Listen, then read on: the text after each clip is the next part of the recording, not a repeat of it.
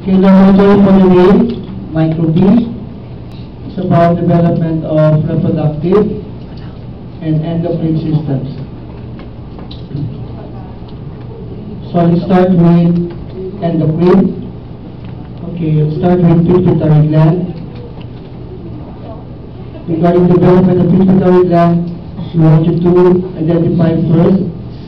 Look for a slide there where that will show you the developing heart, the developing eye. So that will guide you. Okay. Developing eyeball or eye. And at this level, you can see here, this part of the developing brain is known as your diencephalon. Okay. Again, that will guide you. If you see the developing eyeball, developing eye, you are at the level of diencephalon. Diencephalon. Okay, and you will notice here rounded opening on top of the diencephalon, and this corresponds to your Racques pouch.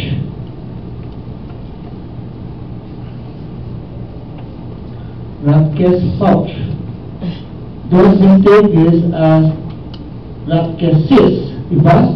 Yung seen Racques cyst sa pituitary gland, on one segment of the pituitary gland, yung makikita ang Racques cyst. Nakita niyo yung dati, parasistamis, intermedia or nervosa? Intermedia, diba? Okay. Sa histology ng pituitary, that's Racques cyst. Pero sa development, iba po ito. So this is your Racques pouch. Okay? Okay, here guys, on top of the developing diencephalon. Parang halo, yes. Okay.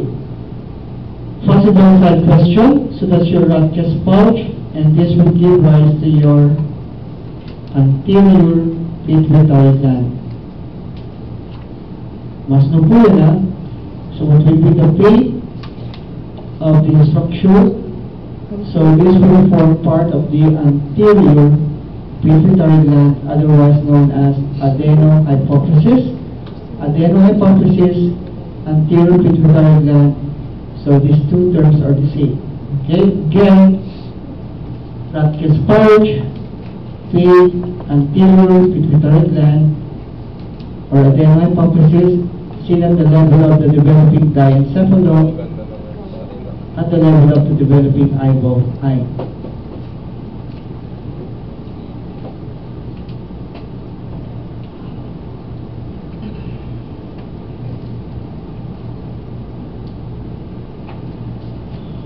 Okay, look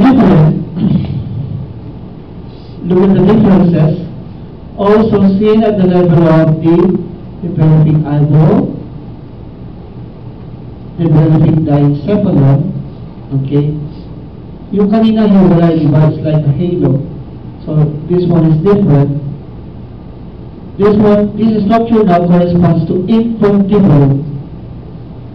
Infundibulum. And the infundibulum will form what will be the fate. Infundibulum has a role in the formation of your posterior pituitary gland or neurohypophysis. Infundibulum, posterior pituitary gland, neurohypophysis. Pag Racques pouch, anterior pituitary gland or adenohypophysis. You must remember these two structures are seen both at the level of the developing diencephalon at the level of the developing eyeball. Correct? Okay. So that's pituitary gland. Anterior and posterior pituitary gland.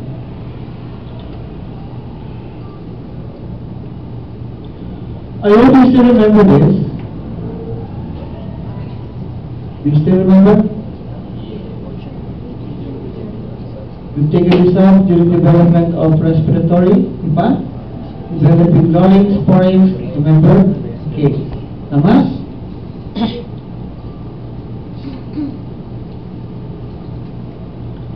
So here.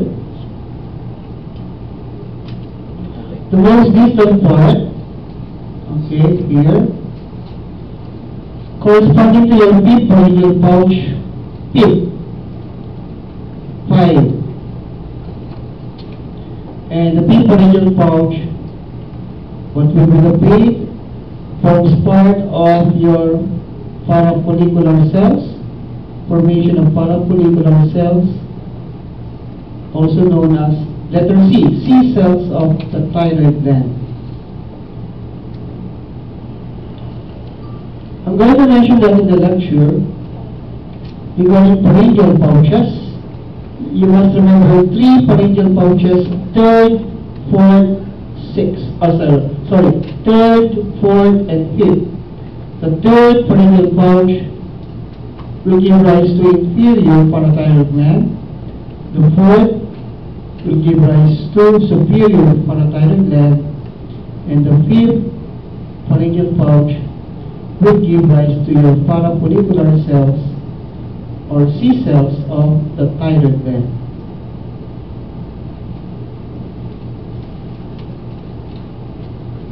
Okay?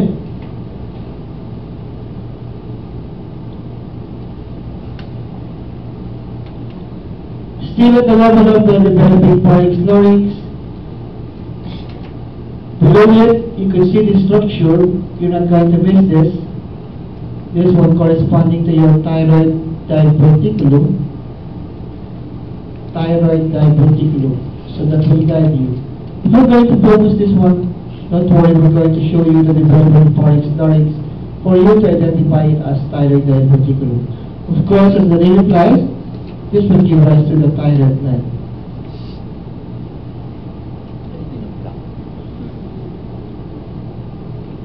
So thyroid and parathyroid. In the lecture, I'm going to mention the germinator of origin later in the lecture.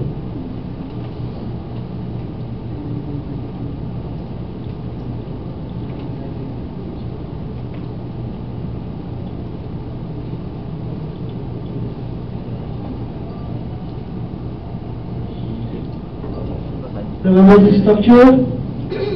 You still remember this structure? Nakalimutan na, forgot na. What is the structure? It's your developing, ano na? Stomach, diba? GIT. Okay. Review again this part. So what we want you to look for, you must be able to identify again the dorsal and ventral pancreatic buds. Dorsal and ventral pancreatic bud. So how would you differentiate it? If you see it here, that's your dorsal or ventral? Dorsal. If you see it here, that's your ventral. So here, that's your dorsal pancreatic bud. Again, review again the derivatives of dorsal pancreatic bud and ventral pancreatic bud. I hope you still remember also that these are derivatives coming from foregut, diba? Foregut derivative, ang pancreas.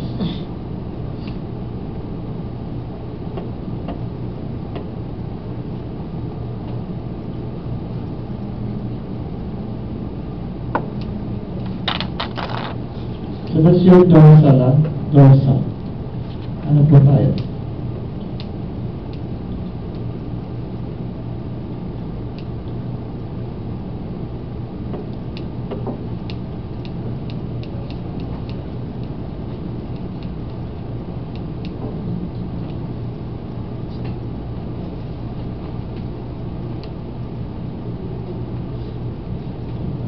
This one, is this dorsal or ventral? Wait.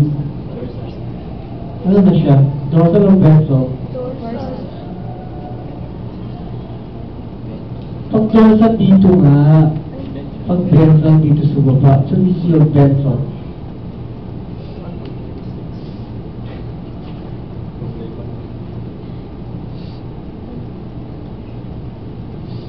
So this one, dorsal or ventral? Ventral. The same. Ventral.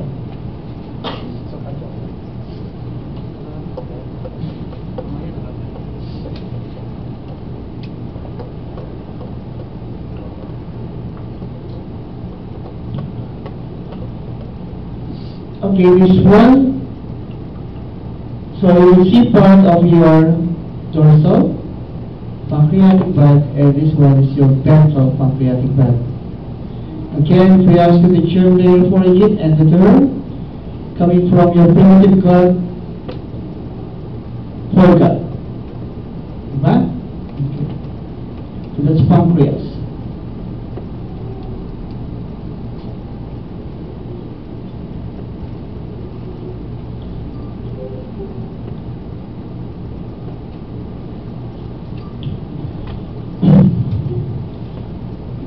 Okay, this is your, let's go now to developing reproductive.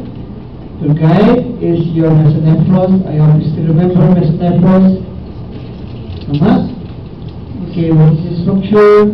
Remember parts of mesonephros? Mesonephric glomerulus, mesonephric tubulus, glomerulus, and this one is your mesonephric duct.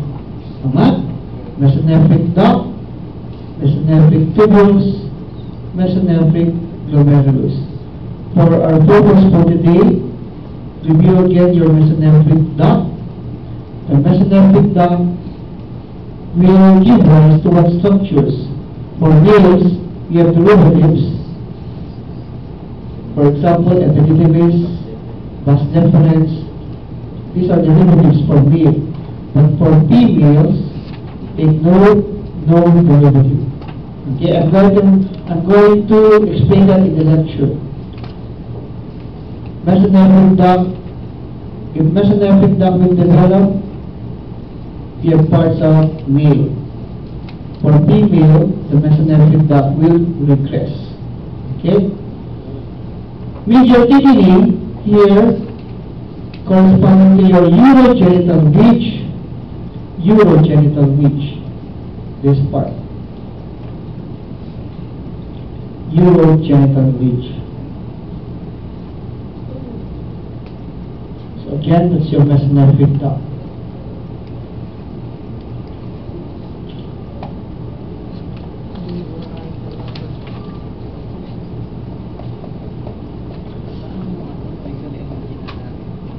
Developing mesonephros, glomerulus, tubulus, and your mesonephric duct. It's the same. Mesonephric glomerulus, tubulus, and the duct. Look what will happen here on the middle side. We call this as your indifferent gonad. Okay? Indifferent gonad. Giveaway question po yan. Palagi po tinatanong niyan sa practical. This one is indifferent gonad, and this will remain indifferent gonad until 7th weeks. 7th weeks of human development. As an indifferent gonad, you can tell whether it's going to be a male or a female. So the morphological characteristics for both basically the same. Kaya nga indifferent gonad. Until such how many weeks? 7th week. What? Okay na? So for this meeting, so again, what structures? Tracheus pouch, anterior pituitary, infundibulum, posterior pituitary, radial diverticulum, radial pouch, ventral and dorsal pancreatic buds. Look for mesonephric duct. Okay. Look for urogenital ridge and indifferent gonad. Review again your slides for endocrine. Meron na po kayo syllabus, di ba? Yan yung schedule already. Okay, please take note. Ang first unit test niyo po corresponding to growth. The topics po next week, ng choosing your